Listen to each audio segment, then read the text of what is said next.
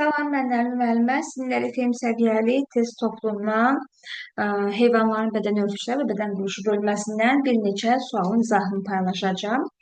İzaha başlamışdan demək istəyirəm ki, yoldaşlar ödənişsiz olsa bunu qoşula bilərsiniz. Bunun üçün açma bölümündə qeyd olunan nömrəni yazırsınız. Daha sonra kitabı əldə etmək üçün də eyni nömrəyə yaza bilərsiniz və eləcə də FM dəstəmizi qoşulmaq üçün də eyni nömrəyə yaza bilərsiniz. Başlayaq izaha. Cədvəldə bəzi canlılar və onlara aid xüsusiyyətlər verilmişdir. Deməli, baxırıq birinci şəkildə pinqvindir. Baxırıq pinqvinlə bağlı bizə hansı nüanslar verilib. Bir qanadı var, uça bilmir. Baxır bizə nə deyir hətta. Verilənlərin düz və ya səhv olduğunu aşağıda əsaslandırılmışdır. Buna əsasən hansı çıxışlar düzgündür? Deməli, bir, qanadı var, uça bilmir. Bir düzgündür. Pinqvin quşdur, lakin uça bilmir. Çünki ətrafları pərlərə çevrilmişdir. Bəli, doğrudur və pinqvin şaquli vəziyyətdə bədəni saxlaya bilən yeganə quşdur. Amma dəvə quşu və pinqvin uça bilmir, yəni tək uça bilməyən quş pinqvin deyil. Və pinqvin haqqında dördüncü bir məlumat da var, 4 nömrəli bir məlumat da var. Lələşləri və düzgün vəzi var. Baxırıq, 4 düzgündür. Lələş və düzgün vəzi bütün quşlarda var. Bəli, həqiqətən də belədir. Düzgündür. Növbəti arı haqqında verilmiş məlumat. Tək sayda ətrafı var. Arının tək sayda ətrafı yoxdur. Arının 10 dənə ətrafı var. 4 qanadı və 6 ayağı, 10 dənə ətrafı var. 2 düzgündür, yəni xeyr, səhvdir. 6 yarımayağı və 3 qanadı var. Xeyr, deyilik, 4 qanadı var, səhvdir. Və növbəti arı haqqında məlumat. Çiçəklərin öz-özünə tozlanmasını iştirak edir. 5 səhvdir. Həşəratlar çarpaz tozlanmada iştirak edir. Bəli, həqiqətən doğrudur. Əgər bitki öz-özünə tozlanırsa, orada heç bir digər biotik və ya abiotik amil iştirak etməyəcək. Və 6 ilbiz, molekulyar tipinə aid olan ilbiz, deməli, qarnıyarıqlar sinfi nümayəndəsi çanaq qalıqlarındadır. Xeyr, çanaq qalıqlarında olan əsasən başayaqlar sinfi nümayəndələridir. Biz burada spiral şəkildə qəşəng çanaq görürük. Üçüncü nüans səhvdir. Bəli, səhvdir. Çanaq qalıqlarındadır, səhvdir. Amma şəkildə iki taylı mollyusk göstərilib və iki tayların spiral şəkilli çanağı olur. Xeyr, səhvdir. Yəni bu düzgündür. Deyir, çanaq qalıqlarındadır. Xeyr, səhvdir. Yəni bu səhvdir, düzgündür. Amma əsaslandırmaya baxırıq.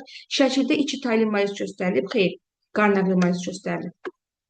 Demək, bu çıxış səhvdir.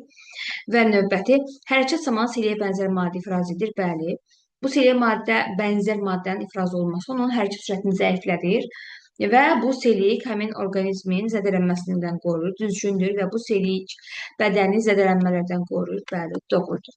Ümumiyyətlə, mollyusk sözü mənası yumşaq deməkdir. Bədənlər çox yumşaqdır. O qədər yumşaqdır ki, hətta yerdə olan xırda daş qırıntıları belə onların bədənini cıza bilər, zədələyə bilər. Buna görə də demək, xüsusi maddə ifraz edir. Sonra 44. Aşağıda X, Y, Z canlıların həlqəvi qurdların nümayəndələridir və onlar qılların artması ardıcılığı ilə düzülmüşdür. Buna əsasən düzgün fikirləri seçin. Deməli, bu həlqəvi qurdlar 3 sinifə bölünür. Deməli, zərlilər, azqıllı və çoxqıllı qurdlar və eyni dediyim tipdə də qılların miqdarı dəyişir. Yəni, zərlilərdə ümumiyyətlə qıl yoxdur. Azqıllı qurdlarda Y, deməli, soxulcandır. Soxulcan çünki azqıllı qurdlara aiddir. Z də nereid və ya qunqurdur. İkisindən biridir. Çoxqıllı qurdlara aiddir və ya qunqurdur yazacağım. Qunqurdur. İndi baxaq. 1. Sormaclara malikdir. Sormaclara malik olan zərlidir. 2 də sormac var bədənin önündə və sonunda. Arxadakı sormac yalnızca yapışmaq, öndə sormac isə həm yapışmaq, həm də qida almaq xidmət edir. Deməli, 1-ə aiddir X. Nereid ola bilər? Nereid yazdıq artıq çoxqıllı qurdlardadır. Yəni, Z-dir. Nereid ola bilər Z. Və torpaq əmələ gəlmədə iştirak edir. Torpaq əmələ gəlmədə iştirak edir. Bəli, soxulcan, düzdür. Deməli, hər sutka ərzində müəyyən miqdar torpağı, təxminən sürəcə 5 qram 8 torpağı bədəndən keçirməklə torpağı daha xırda hissələrə parçalayır ki, bu da torpağı yoxdur, daha doğrusu torpaqda qalan qalıntılar, çürüntülər daha xırda hissələrə parçalayır ki, bu da torpaq əmələ gəlmədə bəli iştirak edir. Verilmiş canlının aid olduğu tipin nümayəndələrinə aid ola bilər. Varsa boşluqlara aiddir. onurğasızlardan, xordasızlardan bağırsak boşluqlar. Bu meduzadır. Bağırsak boşluqlar tipinin meduza deməli sinifinə aiddir. Bədəni buğumludur. Xeyr, ümumiyyətlə bağırsaq boşluğunda buğumlu bədən yoxdur. Koloniya halında yaşayan nümayəndələri var. Bəli, poliplər əsasən koloniya halında yaşayırlar. Ağızları bədənin həm alt, həm də üstündə yerləşir. Bəli, doğrudur. Məsələn, meduzalarda bədənin altında, amma hidrozoalarda bədənin üstündə yerləşir. Düzdür. Sormaclara malik nümayəndələri var. Yox, bağırsaq boşluğunda sormac müşahidə olunmur.